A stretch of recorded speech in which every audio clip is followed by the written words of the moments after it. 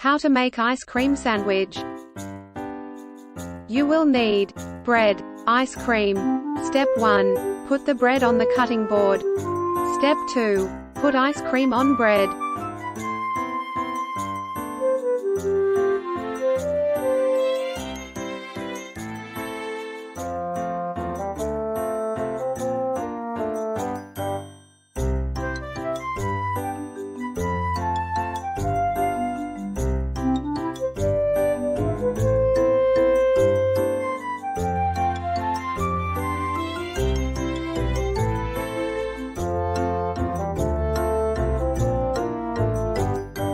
Step 3.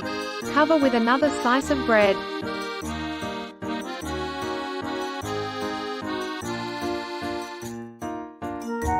Step 4. Put in the freezer for an hour.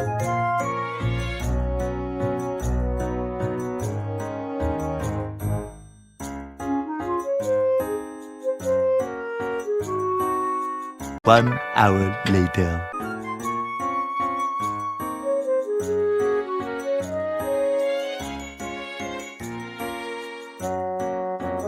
It don't. Enjoy your meal.